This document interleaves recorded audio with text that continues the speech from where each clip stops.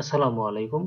Microsoft Excel এর basic to advance কোর্সের তৃতীয় পার্টে আপনাকে স্বাগতম। আজকে আমি পরিচয় করিয়ে দেব মাইক্রোসফট এক্সেল ইন্টারফেস এর টুলবারের সঙ্গে।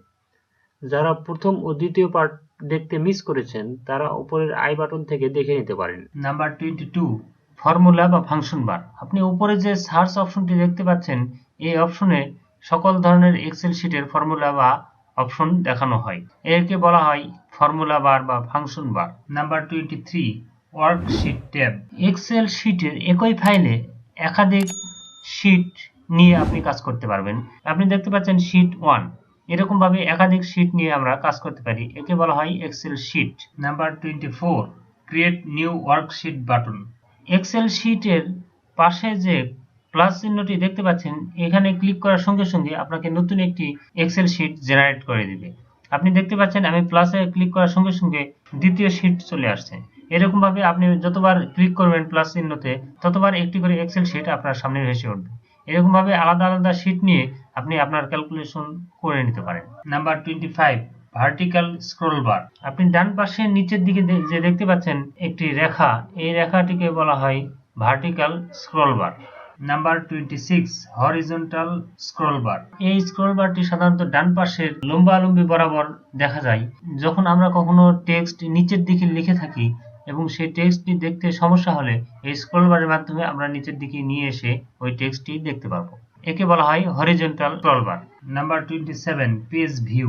নিচের দিকে যে সাইনটি দেখতে পাচ্ছেন, তিনটি সাইন, এই তিনটি সাইনের মিশ্রণে বলা হয় পেজ ভিউ। আসলে আমরা কোনো টেক্সট মাইক্রোসফট এক্সেল এ লেখার পরে সেই টেক্সটগুলি কি রকম ভাবে আমাদের সামনে ভেসে উঠবে এটি দেখানোর অপশনগুলিকে বলা হয় পেজ ভিউ।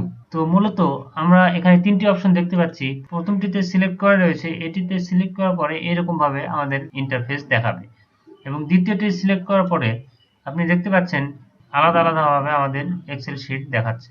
আরও একটি অপশন রয়েছে, এই অপশনে ক্লিক করার পরে দেখতে পাচ্ছেন আপনি যদি কোথাও কোনো টেক্সট ইনপুট করেন, জাস্ট প্রথম থেকে সেই টেক্সটটুকু দেখাবে আপনাকে। এই টেক্সটটি রিমুভ করার পরে আপনি দেখতে পাচ্ছেন আর কিছু দেখতে পাচ্ছেন না। এই হচ্ছে পেজ ভিউ এর কাজ। Number 28 zoom control. ডান পাশের নিচের দিকে যে অপশনটি দেখতে পাচ্ছেন, এই অপশনটিকে বলা হয় জুম বার।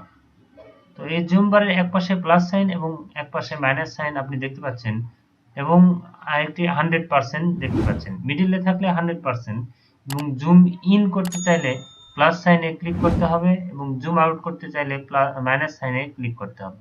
এই হচ্ছে জুম কন্ট্রোল বারের কাজ। Number 29 close or cancel button. Close বা ক্যান্সেল বাটন। আপনি উপরের ডান পাশে যে ক্রস চিহ্নটি দেখতে পাচ্ছেন, এখানে ক্লিক করলে ক্লোজ বা ক্যান্সেল হয়ে যাবে। আমি যে এক্সেল ফরম্যাটটি নিয়েছি, শীটটি নিয়েছি, এই শীটটি ক্যান্সেল করার জন্য এই ক্লোজ সাইনে ক্লিক করতে হবে, তাহলে এই এক্সেল শীটটি ক্যান্সেল হয়ে যাবে। তো আমি এখন এই ক্যান্সেল অপশনে ক্লিক করব না, তার কারণ এই এক্সেল শীটের আরো কিছু অপশন রয়েছে। এই অপশনগুলি পুরোপুরি ক্লিয়ার করার পরে আমি ক্যান্সেল অপশনটিতে আপনাকে ক্লিক করে দেখাবো।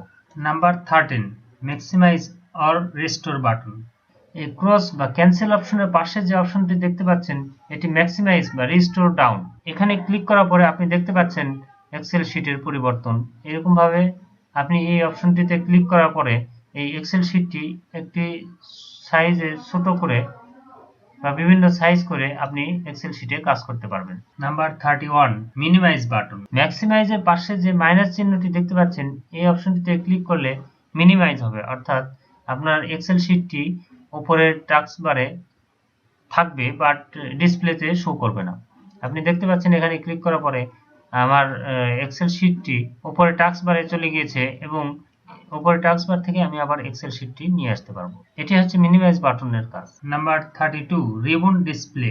মিনিমাইজের পাশে যে অপশনটি দেখতে পাচ্ছেন, এর নাম হচ্ছে রিবন ডিসপ্লে অপশন।